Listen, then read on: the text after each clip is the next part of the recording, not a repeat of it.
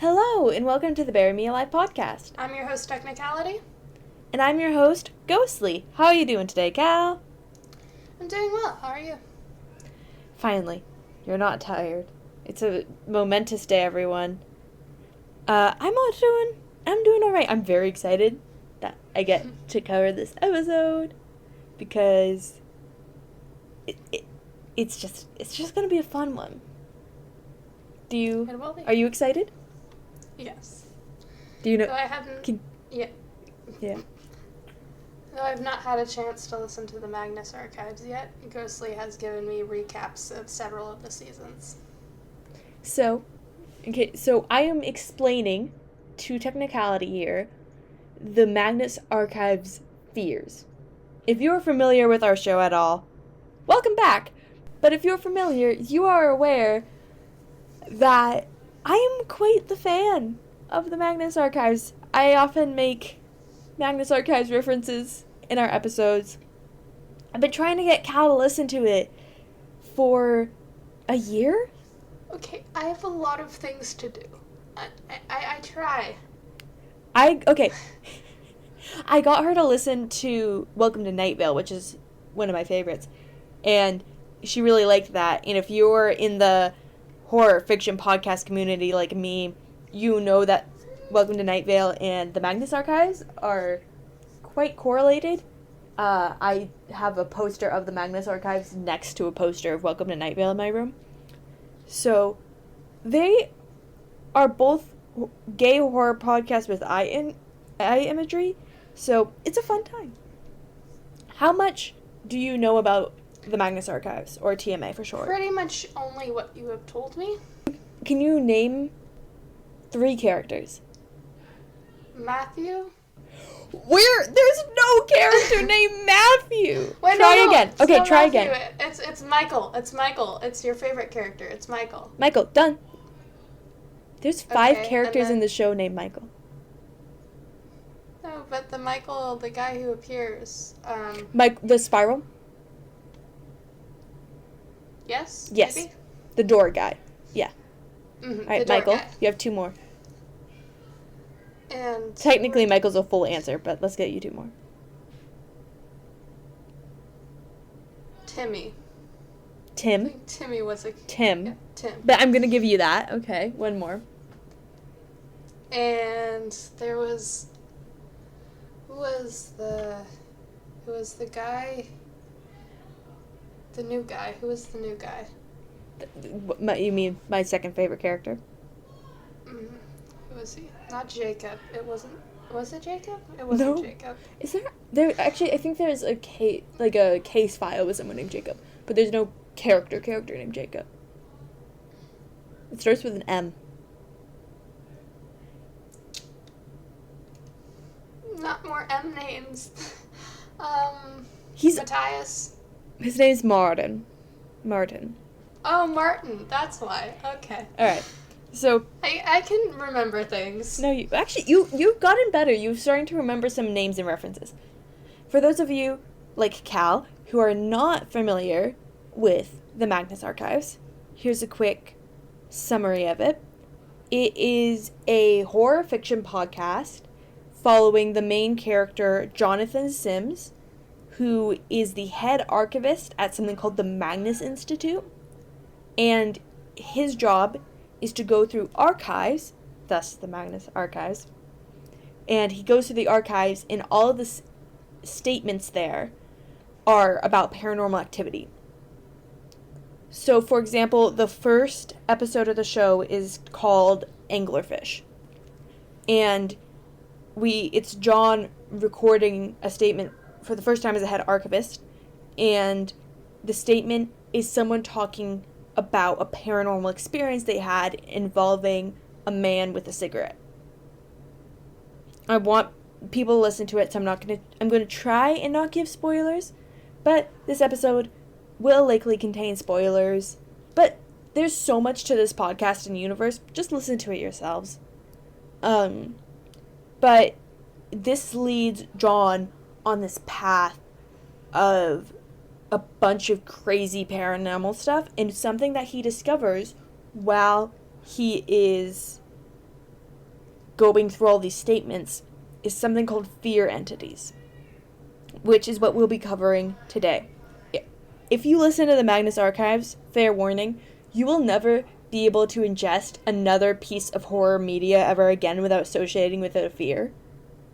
What was I watching? I can't remember what I was watching. I think I was watching, like, The Birds or something. I was watching some old horror movie, and I was like, oh, I know exactly what fear entity that belongs to. I can't do anything else anymore. So, are we ready for my rambling? Yes, we are. Something I'm going to be using for reference in this is a string board / tree that I personally made. You can find this image. It will be up on our YouTube community page. So if you're listening, go ahead and pop over to the Bear Me Live YouTube and go to our community page where you can find this image of the tree, and it shows the characters, the fear entities, some objects, and the different lines are associated with how they are related. I will attach a key to understand the tree when I upload the image. Alright, are you ready? I am. Can you, not looking at the tree because Cal has access to it, can you name a fear entity? Or a fear? Eyes. Eyes, yes. That is the first fear, and that is the eye. I'm hot. This is already going great.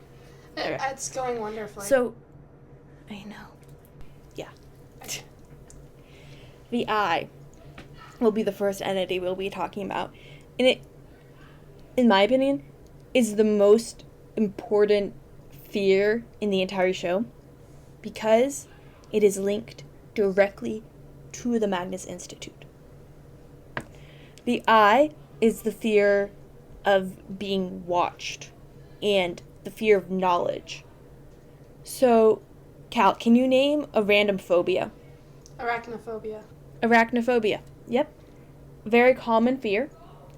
And that phobia links into a fear entity in the show. So, the entity that links into is something called the web. So we'll be getting into that one in a minute.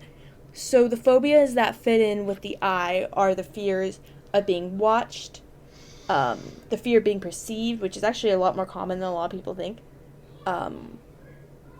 It can link into presentation anxieties, and it's actually also, I mentioned, the fear of knowledge. Entities of the eye, which are people who are linked to the eye, like the main character of the show, Jonathan Sims, he has this power where he can see literally everything. It takes him a while to gain this power, but being linked to the eye has given this connection where he can just know stuff. And that is quite awkward when you have a boyfriend who's like this supernatural entity because his partner is like, I told you not to know stuff about me, because he can't really control it. It takes him a really long time to figure out what's even happening. And it can be a bit awkward because he'll just accidentally make people tell him things. Oh, so it's not just really inherent knowing, it's like, tell me. Yeah. He literally just goes, tell me. And they tell him. There's a scene where he's talking to his roommate, who's also his ex-girlfriend, and her name's Georgie. I love her. He's talking to Georgie about what's going on, and she's like, I don't know if I can believe you. And he says, tell me something you would never tell me willingly. And can you guess what she says? Keep in mind, this is her ex-girlfriend. His ex-girlfriend. She still likes him? No, she said that when she first met him, she thought the accent was fake and he was using it for dramatic effect. She thought he was overemphasizing and faking his accent on their first date. That's amazing. I know. And she's like, oh my god, John, I'm so sorry. And he's like, no, it's okay, I get it. It's a really funny interaction. And a majority of characters in the show are linked to the eye because, like I said, it's linked to the Magnus Institute. One of the top honcho, the person who is the boss of the Magnus Institute, he is kind of like in the middle of the eye. He kind of controls everyone who falls under it. And because he controls the eye to some extent, and he controls people under him, it links them back to the eye. So a lot of the people he works for end up being part of the eye, which becomes a kind of a problem for some people who work there. There's someone named Melanie King in the show. Spoiler warning. She gets attached to the eye, and she can't take it because of the knowledge and the knowing, and she feels out of control, and she's scared. So she can't leave the Magnus Institute unless she severs her connection with the eye. How do you sever a connection with eyes? Oh. She rips her own eyes out. Can't she just quit? File a... No, that's the thing. She can't quit because she's connected to the eye, which is connected to the Magnus Institute. It keeps her stuck there. So she had to sever her connection with the eye to sever her connection with the Magnus Institute and quit. So she rips her own eyes out and goes blind because she would rather lose her sight than having to continue working at the Institute. Which is valid if you know anything about the show. It's very valid. But it's just like this gut-wrenching scene because the whole show is told over tape recorders, which are controlled by the eye. And you can see on my chart the tape recorders are linked to the eye. That's because they'll just randomly turn on through the Institute. It's what they record statements on, so there's a bunch of them all over. And they'll just randomly turn on to know things, and that's what we're listening through. We're listening through the tape recorders. Is the eye sentient? And one of the tape recorders... Huh? Is the eye sentient? Yes. All the entities and fears are sentient. But what happens is the tape recorders turn on while Melanie's severing her connection. And you can hear it. And it is... The voice acting in the show is absolutely amazing. And that scene, and like that, listening to that was so gut-wrenching. I was sitting on the bus. I'm going about my day, and I'm on the bus, and I'm listening to the show, and I hear Melanie screaming as she rips her own eyes out. I'm just like, back up. I think I missed something. It was a really weird thing. I think the people on the bus thought I was kind of crazy because I was getting looks because I'm just sitting there with this mortified look on my face. It was fun. But yeah, the eye is one of the most powerful entities. Whee. And it is represented by the fear of being watched and knowledge. What do you want to cover next? I'm going to let Cal choose the fears we cover. All of them are in orange. We mentioned arachnophobia earlier. Let's go over the web. The web is another one of the most powerful fear entities. It is the fear of spiders.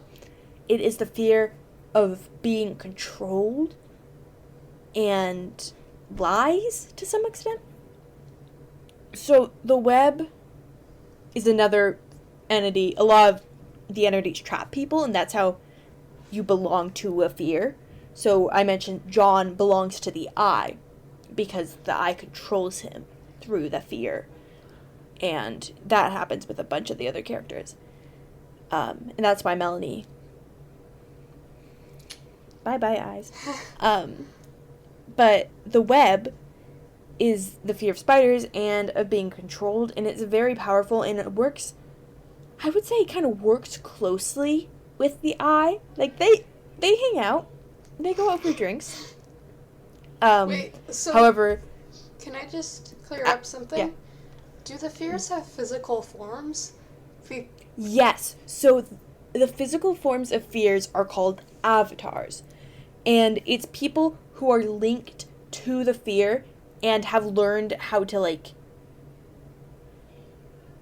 get self-gain from it. so John's an avatar, and he's a physical embodiment of the fear. Elias Bouchard is probably the best example of being the entity that represents the eye. For the web, I'll be talking about these people, is Annabelle Kane, who is amazing. She's just like a sassy little girl, who like enjoys murdering and controlling people through manipulation. You know, just fun stuff. Just an average Friday. Yeah, just another Friday. I don't know what you're talking about. It's just a fun time. Mm-hmm. And the web plays quite a big part in the show because there's so much control linked in it that the web controls, because the whole thing is control, it controls the other fears. Which makes it really bizarre. And Annabelle, being the closest linked to the web, kinda can just control people through that. Kinda like how John can make people tell him things. She can manipulate people so well. Not just like she knows what she's doing. She can mess with their brains to the point that they think that there's no other choice than to go along with what she says. It's kind of badass, but it's also horrifying. That's the thing. She's terrifying, and she's a girl boss, and I love her. Alright, what other fear? By the way, there are 14 fears. Which one? The buried. Can you guess what the buried is the fear of? Dead people. No, that's the Or fear of the dying. end. No, the buried is the fear of things that are like under. It's like claustrophobia and being trapped.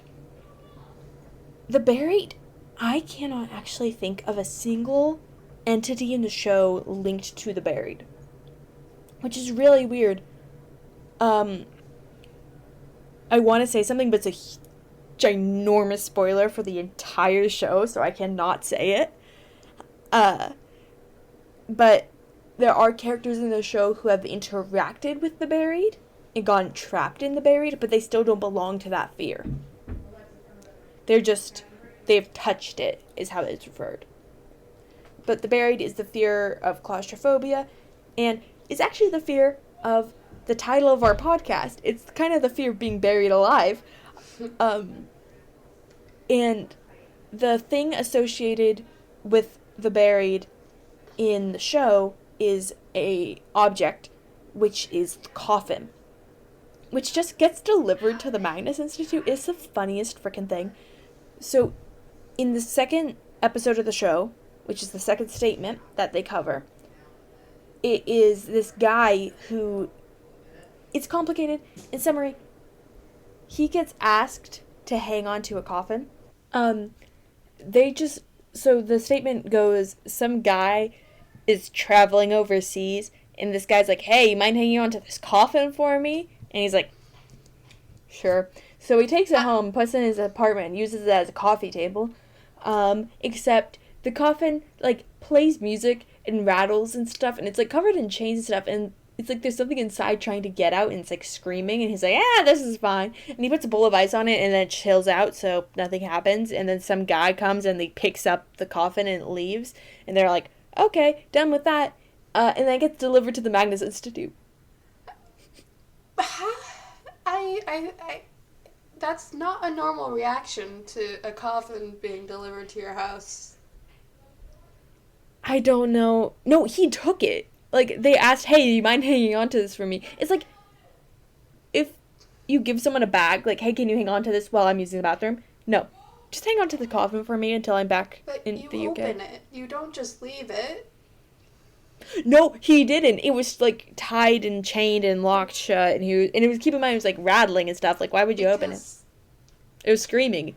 Don't open screaming coffins. Except I fully would have broken the chains and gotten into it if I was in that situation. Well, guess what? He didn't. And the coffin got delivered to the Magnus Institute, and then one of the people who worked there ended up getting stuck inside of the coffin. So then John had to go and take them out of the buried. It was a fun episode. They opened the box and got stuck in it?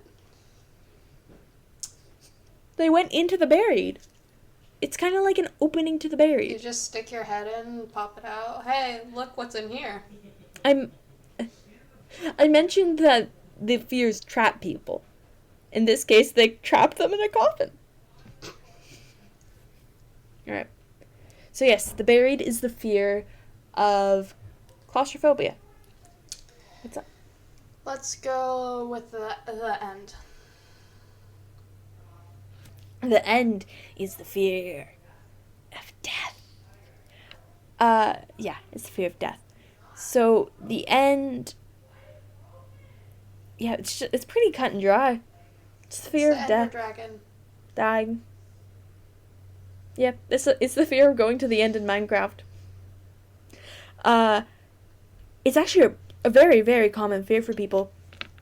So in the show, when they're talking about how many people are belonged to fears and how many people interact with fears, it is said that most people every single day, or at least once in their life, will have interacted with a fear entity and belong to a fear. So I belong to the lonely. I have issues. But the end in the show is said that is the most common fear for people to belong to. Even though I only have 2 people attached to it. Who do you have attached to it?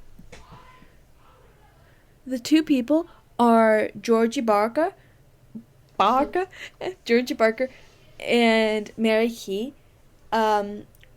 Georgie is another person who severed her connection with the fear she belonged to. Did she kill Death? No, sadly she didn't. But she just became numb to it. It's pretty dark. And it's another big spoiler for the show. But in summary, she managed to break off her connection with the end. And so she doesn't feel fear at all. So none of the fears have any control over her. And after Melanie separates her connection with the eye, that means none of the fears have control over her anymore either. So they start dating, and they're girlfriends. It's great. It's a bit awkward because Melanie kind of hates John, and John's Georgie's ex, and like they're actually really good friends. So it can be a bit awkward. So there is a character named John. I was right. You didn't say John? You did not say John at some point. You said I said John, and then you said I think there is some tape that had a John in it. No, you said like George. I said John. When you're editing, you're gonna see that I said John. But yeah, so the end's pretty cut and dry. It's the fear of death. Let's get a more interesting fear. Lonely. You're just picking that one because I said I belong to the lonely, don't you? The lonely is the fear of being alone and like people hating you and stuff.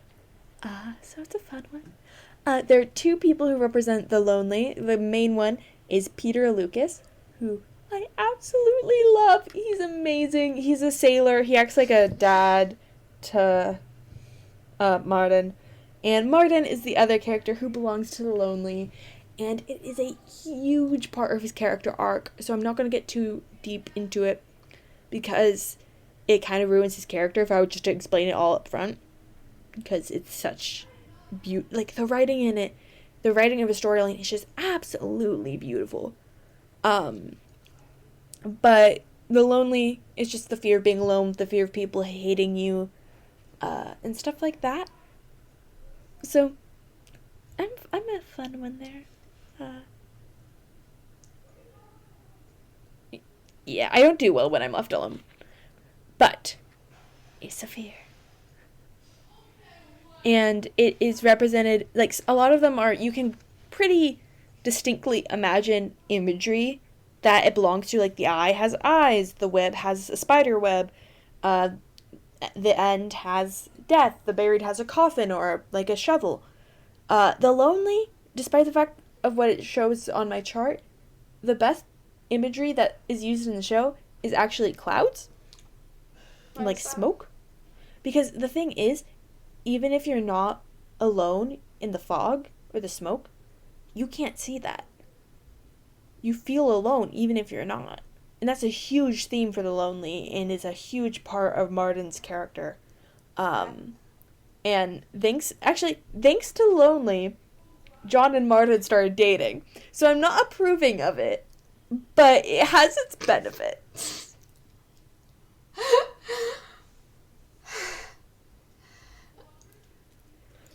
Alright, what fears next?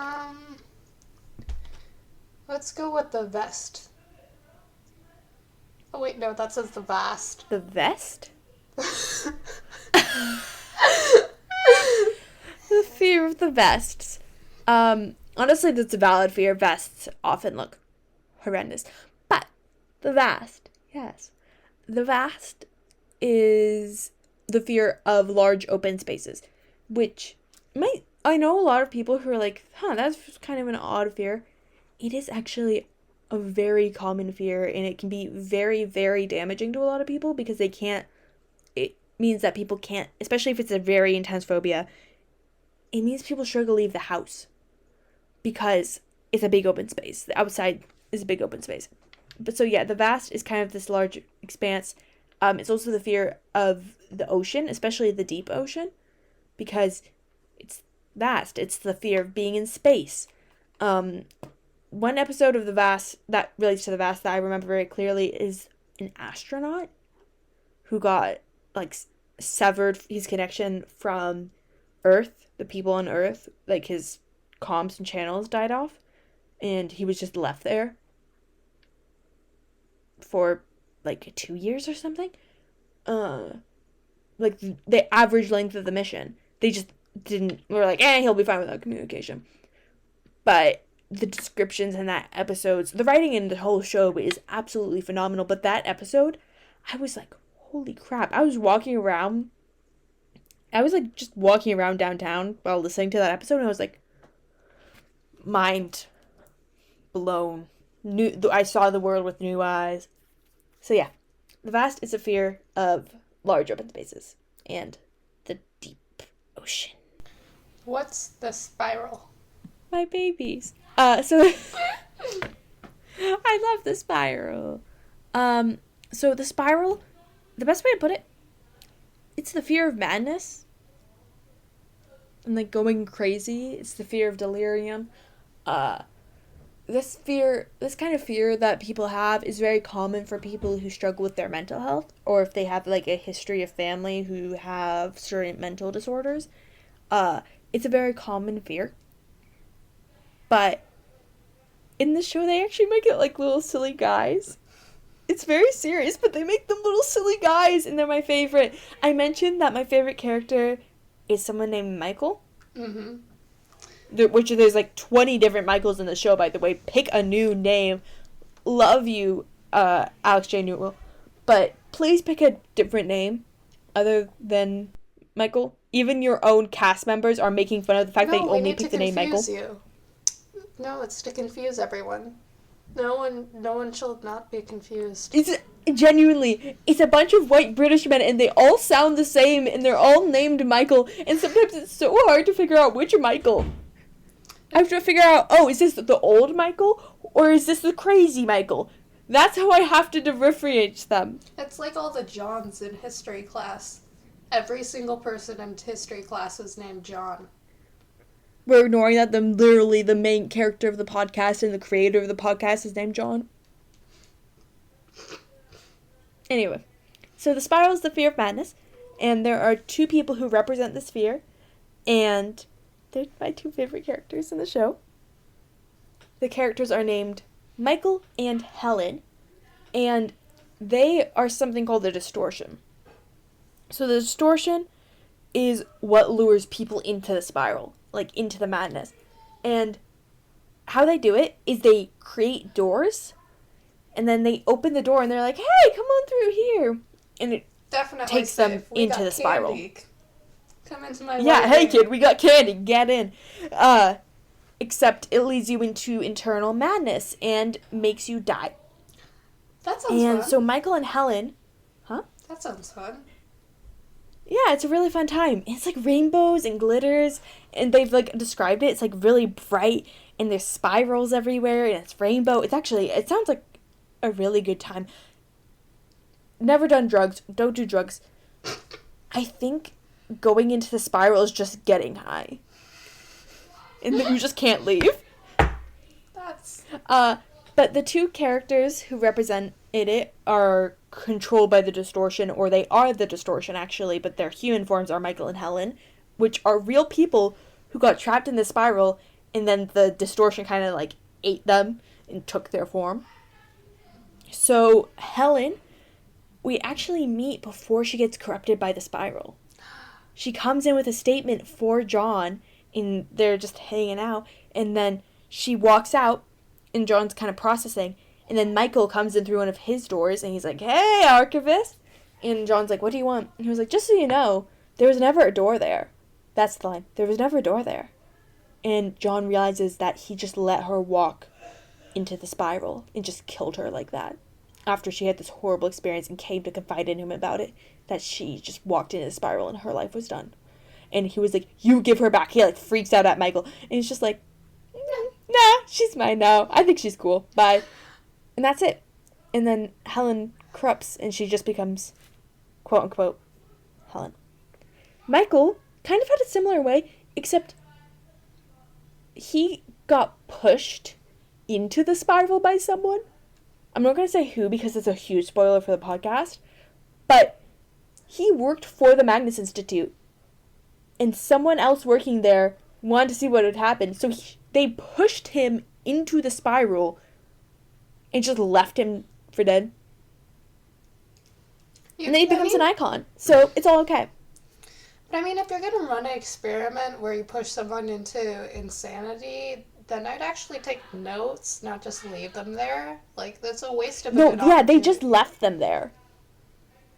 It's the weirdest thing. But Michael, bless his soul, I mean, there's this one time where it's kind of the scene where he first meets John.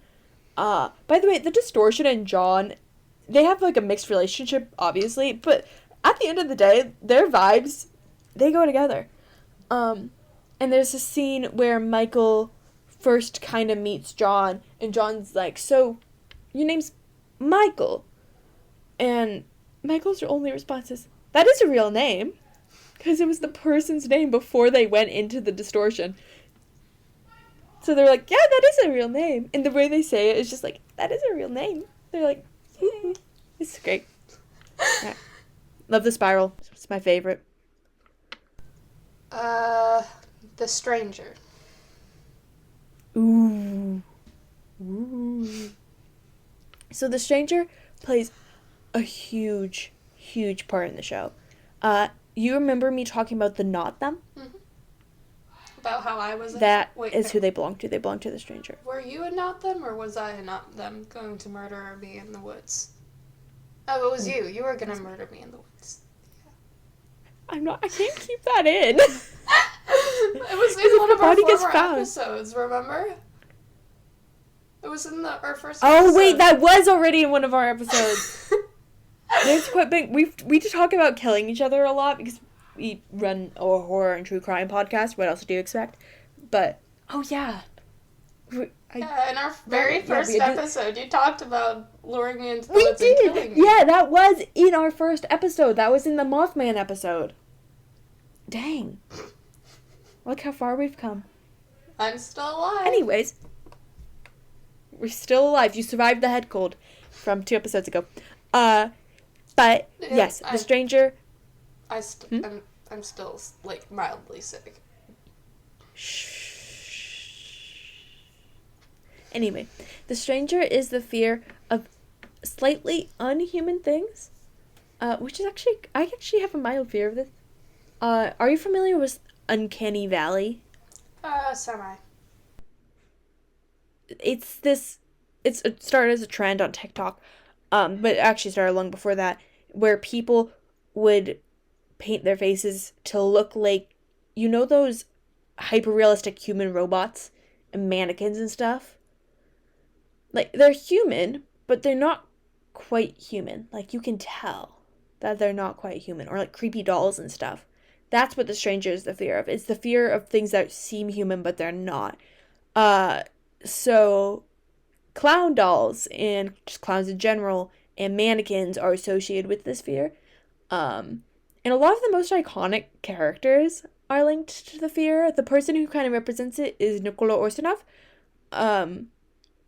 who killed Gregor Orsanov and then kind of took his last name. She was like, okay, I killed you, so now I'm your daughter. I think that's a fair statement. And so she took his last name. And the stranger is fun. They steal people's skin and, like, wear it. So Nicola Orsanov is described as, like, a mannequin with real human skin kind of pulled over her face and stapled on because it's someone's real face, which was another Orsanov. It's kind of like, for any other DC Comics fans, it's kind of like after the Joker's face gets ripped off and then he staples it back on. It's just that, but on a mannequin. So, you know, normal stuff. Yep, completely normal. So, yeah, the stranger is the things that seem human, but they're not. What about the corruption? Ooh, okay. I'm very excited about this one. So, the corruption is kind of like the fear of dirt. And the best way I can put it is people who belong to the corruption hated COVID-19. So it's the fear of things like dirt and getting contaminated and corrupted. The character that represents it, the corruption is the main kind of like fear of the first season. And there's a character named Jane Prentice who is like a fancy worm lady. And she's been corrupted by worms. They use her as like a flesh hive. And she's what represents the corruption. So the corruption is the fear of being kind of dirtied and tainted and corrupted. And that goes for other things as well, not just humans. So like a very dirty sink that won't get clean, stuff like that. What about the hunt / slaughter? Okay, so the hunt and the slaughter are actually two different fears, but I just put them under one because a lot of things that belong to the hunt also belong to the slaughter because they're very closely intertwined. Quick warning about this following section, gore warning. So if you want, you can skip to the next fear. So the hunt / the slaughter is the fear of being hunted. So like running through the woods and someone coming at you with a shotgun thinking you're a deer or something. And like the fear of meat and that kind of stuff. It's a bit hard to explain. The best way I can explain it is this one quote that a lot of people use very ironically from John, where it's just, more meat. Interesting. But people who belong to the hunt, two people are Melanie King belonged to the hunt for a while, the same person who severed her connection with the eye. That was because she was corrupted by something else. Again, it's a huge spoiler for the podcast, so just listen to it yourselves. But she was associated with them for some time. But the two main people are Alice, Daisy, Toner, and Basira Hussein, who ironically are dating. Like, they joined the same fear. They're like, oh, I love you now. They were dating before that, but it's just funny that they both ended up there.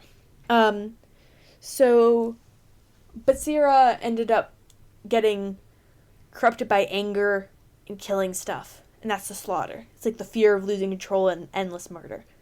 So she went mad with that and started killing a bunch of people. Similar with Daisy, except she also had more of the fear of being hunted. It's a long story. She ended up turning into a werewolf. It's complicated. Again, listen to the podcast. I can't explain this one.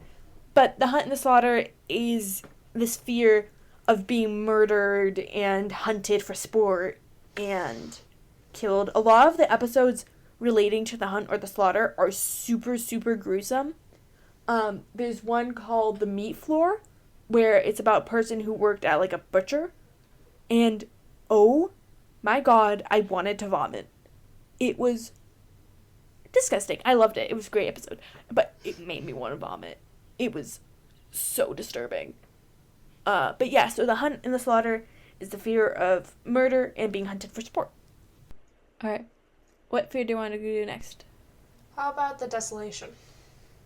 Alright, so the desolation, also known as the extinction, is the fear of, well, extinction. It's the fear that, like, humans will go extinct. It's the fear of things like the apocalypse and the end of the world.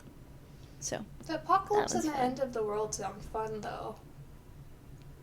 I know! It sounds fun to some people, but apparently it doesn't sound fun to everyone.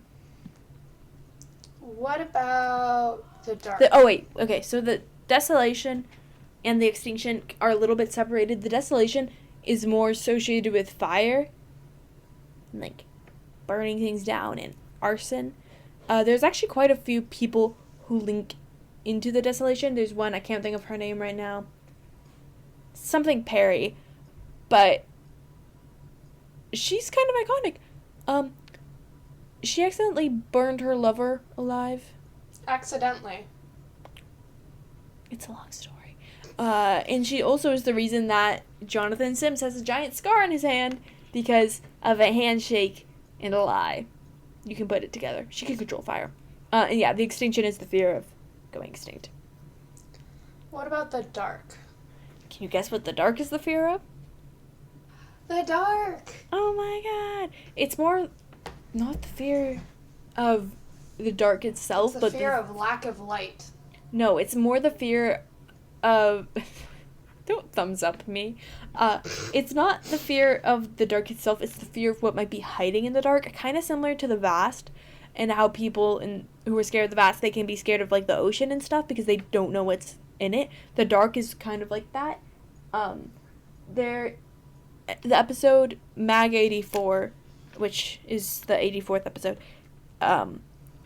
there's a line that gave me absolute chills, and I think about it so much, and it relates to the dark, and it's the blanket never did anything. In that episode is about someone who was very scared at night, and they hated being alone in the dark, and so they would put the blanket over their head to protect them from the monsters, and then they found out the blanket never did anything. And the delivery of that line and, like, the build up to it was horrifying. Also because I was listening to it late at night. I don't know what I was thinking, but I'm listening to this episode in the evening, and I'm just like, oh my god, I can't go to sleep now because the blanket doesn't do anything. Then you're using the blanket wrong. Huh? Then you're using the blanket wrong. You used the blanket to hide the knife. No, okay, wait. Actually, I have a weighted blanket, and it weighs like 10 or 20 pounds. In reality, I could just throw my blanket on the person and, like, knock them out. It's nice obviously. Nice and easy. Alright, I'm trying to think. Do I have anyone left? The flesh. So the flesh is, again, kind of like the hunt and the slaughter. They honestly could all be kind of roped together. It's another one of those things that every time I listen to a flesh episode, I want to vomit. The meat floor also links in with the flesh, because it's a butcher. It's the fear of raw meat and raw flesh, and, like, some of the things, man, they're really disturbing. I feel like people who are scared of the flesh would be more scared of Nikola Orsanov than people who are scared of the stranger. Just because she wears people's flesh. I'd be like, nope, I'm out. Honestly, I would love to hang out with her. She seems like a lovely person to hang out with. But just because of that, I'd be like, I'm out. I'm good. No. Just wear a blindfold. It'll be fine. Just wear a blindfold. Yeah. You can hang out with Nikola Orsanov as long as you're wearing a blindfold. She won't steal your skin. Alright, so yeah, that is the 14 fear entities. Really quick, I want to shout out an amazing song. Someone on YouTube made it. I need to find their tag really quick. But someone made a song, and it is explaining all of the fear entities, and it is just so good. Okay, so if you go, there's a amazing video. It's in the Magnus Archives animatic called The Entities Song by Kristen. So sorry if I'm pronouncing that wrong. And they did an animatic where it is Nikola Orsanov explaining the fear entities to presumably you or John, but it's so good. The original song is by Allegra Rosenberg. So sorry if I pronounced that wrong, but it's great. It's great. The entities. There are 14 entities. It's great. Just go check it out. Watch the Magnus Archives or be subtly disappeared. You mean listen to? It's a podcast, dude. No, watch it. Oh, Watch okay. them. Well, there are a lot of great animatics by amazing artists in the fandom that you could, I guess, link to the audio. Anyway, thank you for listening to today's episode of the Bear Me Live podcast. As a reminder, I'm your host, Ghostly. And I'm your host, Technicality. Thank you for listening. Listening is already a huge support to us. We're just two people. And well, maybe we're not people. You don't know. There's just two little creatures behind the screens here who run it. And it means so much that you just hang out with us. It's great. We definitely exist. Definitely. Only on Keep Wednesdays, that in your though. heads. Only on Wednesdays. But yeah, so thank you for listening. If you did enjoy this episode, and you're listening on YouTube, go ahead and give it a like and give it a comment because we need your engagement. Just comment something. It boosts our engagement. And if you're listening on Spotify, go ahead and rate us and interact with our Q&A poll that we have set up because hearing your guys' little thoughts is always very fun. So yeah, thank you, and we hope to hear you and see you again sometime soon. Thank you. Bye.